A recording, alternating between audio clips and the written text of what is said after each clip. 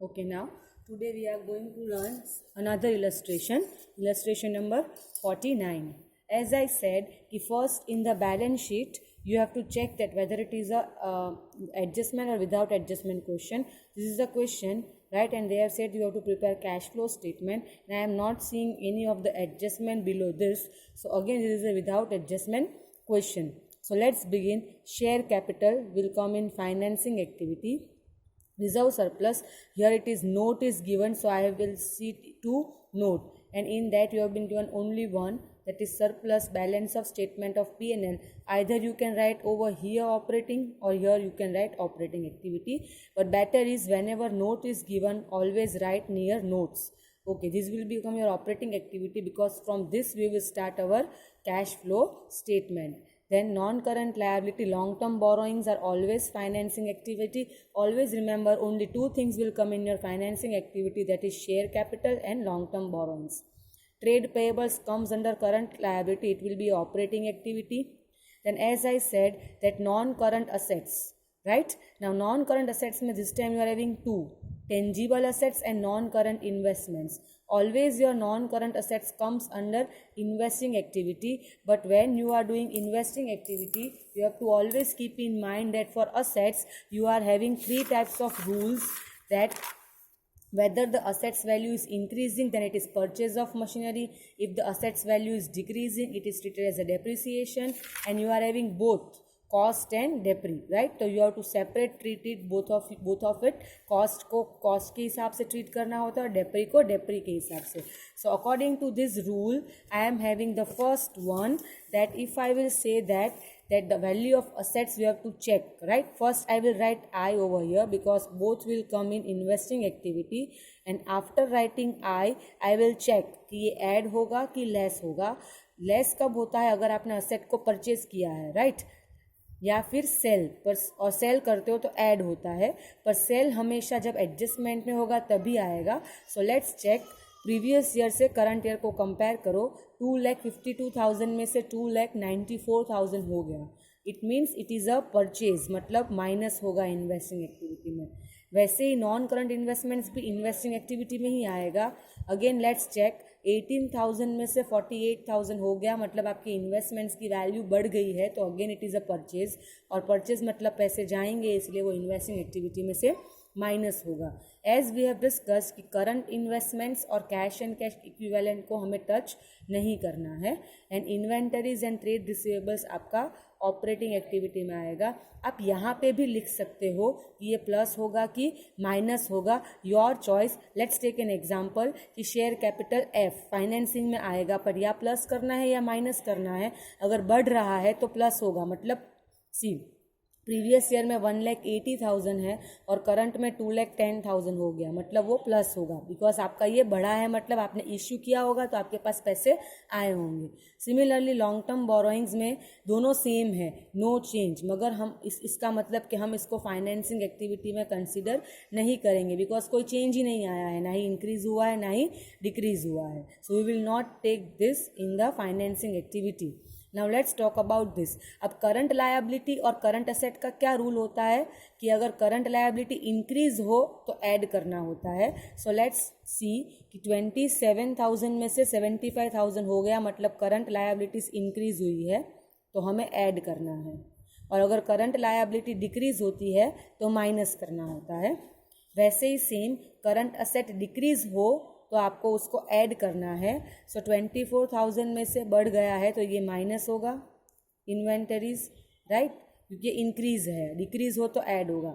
And trade receivables भी आपका increase हो रहा है तो ये भी आपका क्या हो जाएगा, माइनस हो जाएगा. So this way also you can do, right? Now we have already discussed this. Now let's do it in a notebook. Okay, now as I said, whenever you are doing cash flow statement without adjustment, you have to always remember these 3 points, that is provision for tax है या नहीं, propose dividend है या नहीं, और assets, right. Now in this question again I don't have provision for tax and I don't have propose dividend. Assets तो always आपके पास होगा ही क्वेश्चन में. तो let's start. Always you have to start your cash flow statement with cash flow from operating activity. और उसके अंदर सबसे पहले आता है नेट प्रॉफिट आफ्टर टैक्स, और ये क्या होता है, balance of statement of profit and loss, right, this is this one, balance of statement of profit and loss, as I have written O, and always you have to do closing minus opening. So closing 20 and opening is 19, तो इन दोनों का difference मेरा कितना आ रहा है, 1,08,000, right. अब इसमें आपको जो चीज़ें ऐड करनी है वो आपको बोलनी है, लर्न होगा तो ही आपको समझ में आएगा।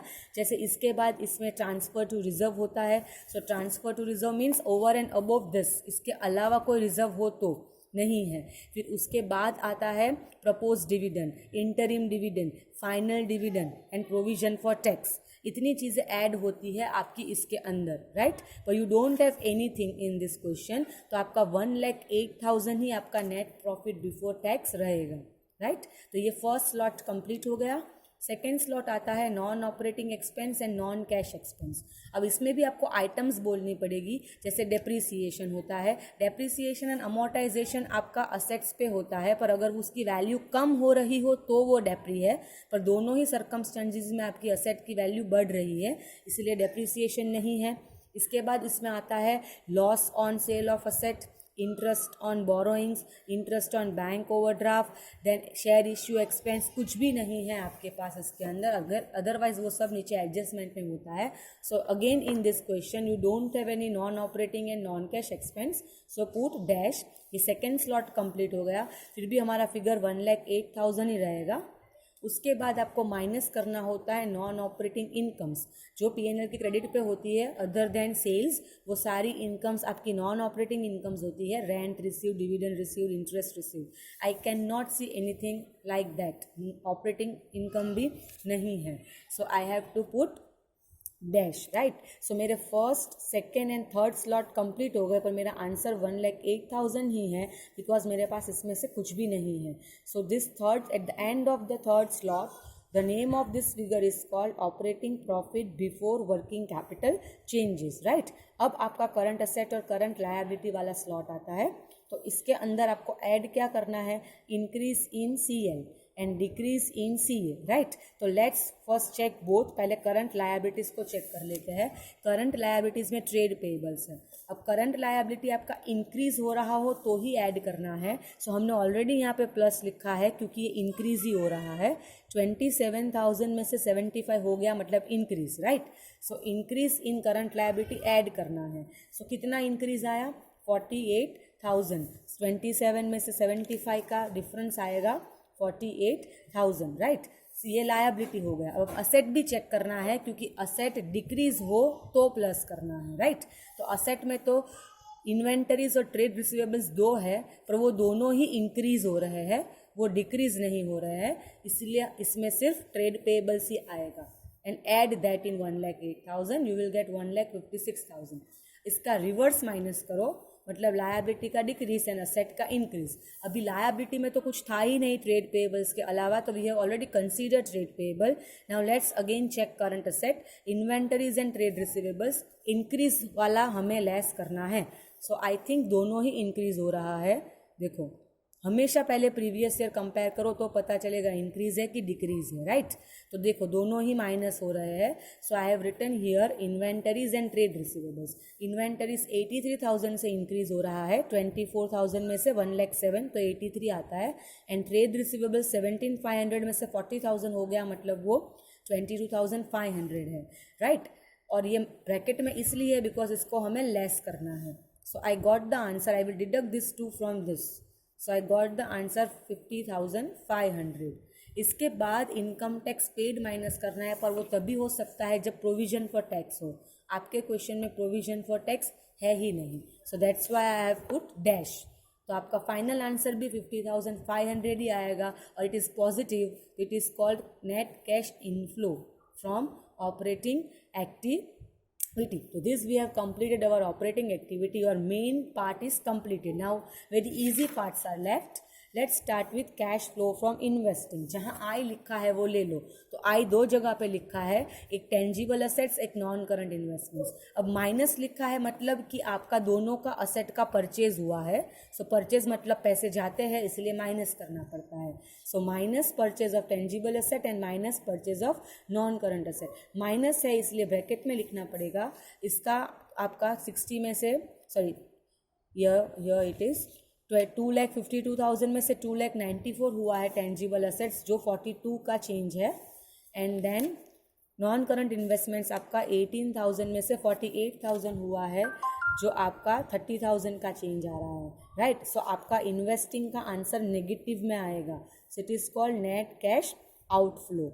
एंड फाइनेंसिंग एक्टिविटी में एक ही है, issue of share capital. Borrowings इसलिए नहीं लिया जाएगा बिकॉज सेम है दोनों वैल्यू, नो चेंज, इसलिए नहीं लेना है।